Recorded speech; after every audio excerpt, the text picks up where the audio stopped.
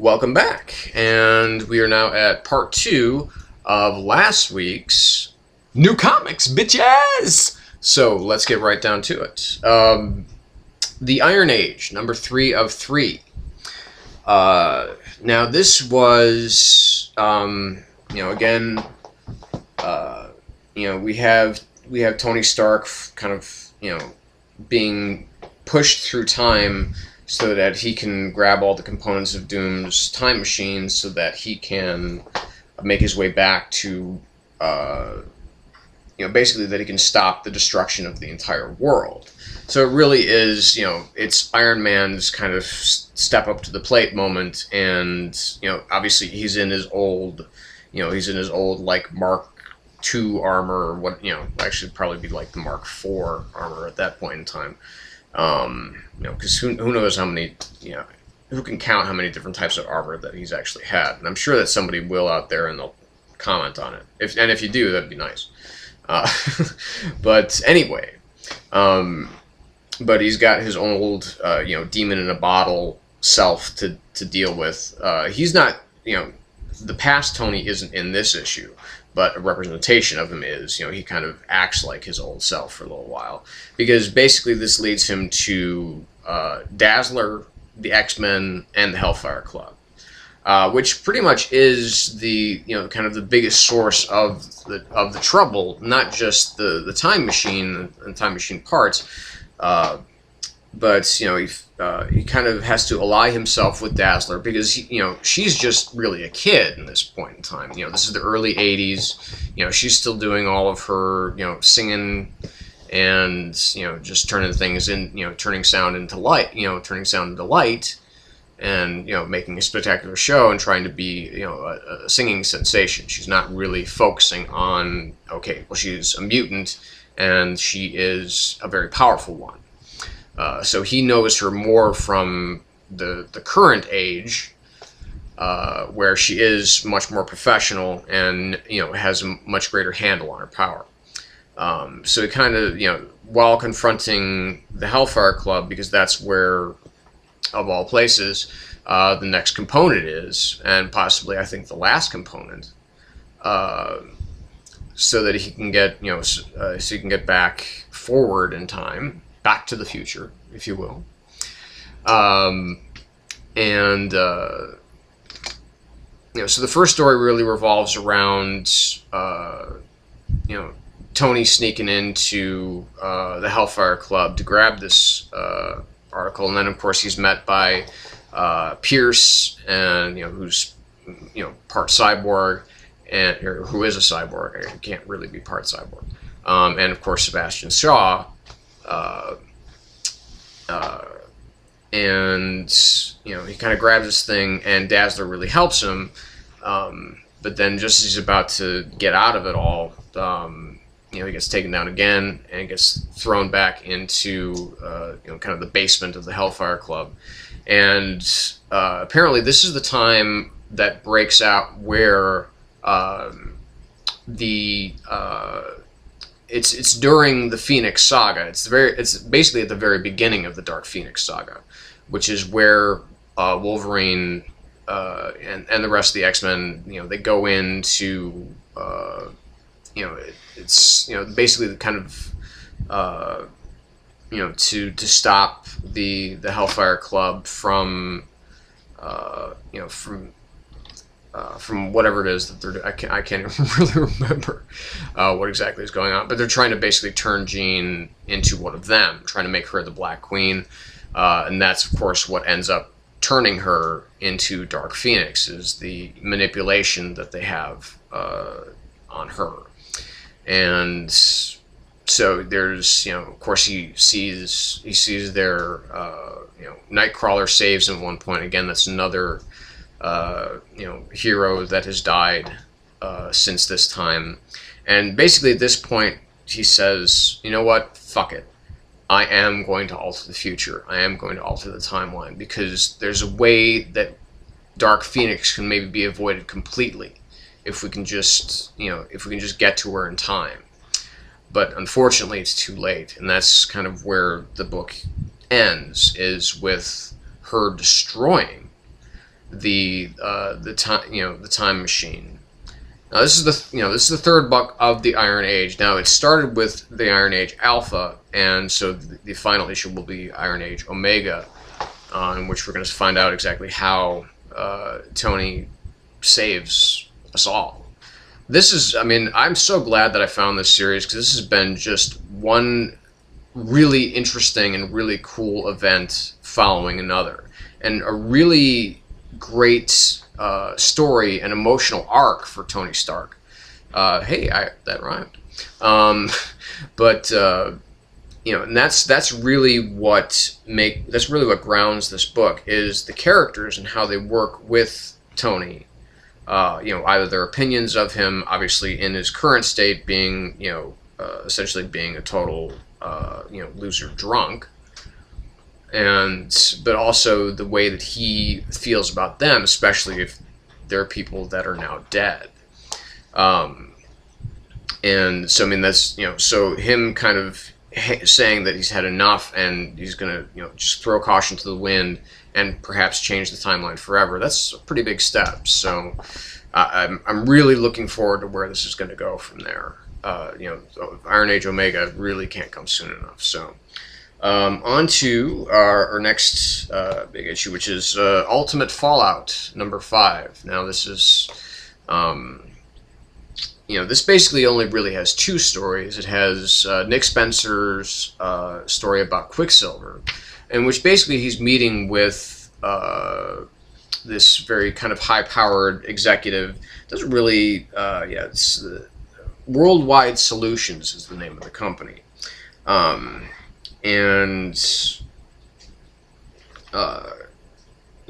don't know if he's always had his father's last name, or if he actually was for a while Pietro Maximoff, but he has decided, at least now he's decided to become Pietro Lencher.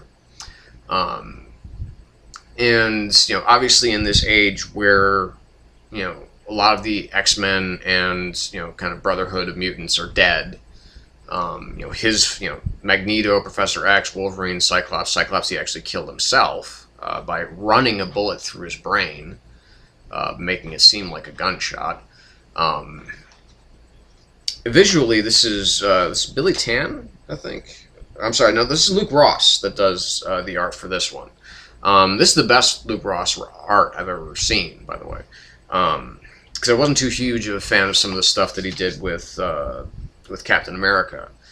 So I don't know if he's just maybe, different inker or whatever. But it's really strong art. It's a really interesting story, too, where he basically is kind of telling, looking at it from the mutant's point of view, and looking, at America from an oppressed person's point of view, is that the backbone of America is truly slavery. And that Pietro's, his kind of new mission is to gather all the mutants in the world kind of under his direction and sell them to this guy, to this CEO. So, I mean, this is going to, it's, that in and of itself is creepy. And then we have a Nick Fury story by Jonathan Hickman. And that's an interesting tale, too, because all fucking hell in the world seems like it's about to break loose because of the different situations that are going around, with the Triskelion that they had to leave in the Middle East, tensions just rising all around the world, and it seems like war itself is imminent. And so, he's going to need his A-listers, but there's a suit from Washington who's there, who basically comes to tell him, guess what? We're cutting your budget by 30%. And Nick knows that, okay, people are going to die because of this decision. Lots of people are going to die if you're cutting my funding. Because, what happens from here? How do the Ultimates get from point A to point B? How, having S.H.I.E.L.D. as, kind of this, major peacekeeping force, how does it function efficiently if 30% of its budget's cut? And they never really give a a proper explanation as to why that happens. But it's still, you know, that in and of itself, I mean, that's just it's a good kind of kickoff point for where they're going to start with Ultimate Comics Ultimates when Hickman starts writing that.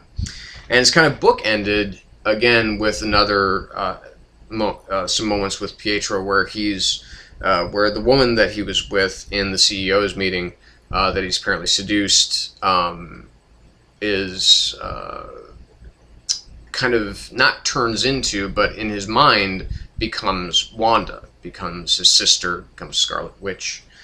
And of course that's always something that's just a little bit creepy because, you know, it's, you know, I don't know if it's ever really rightly spelled out, but, you know, that they were essentially incestuous. And she has some words of wisdom for him that he has to actually go to Egypt. And that's just, you know, it's a big moment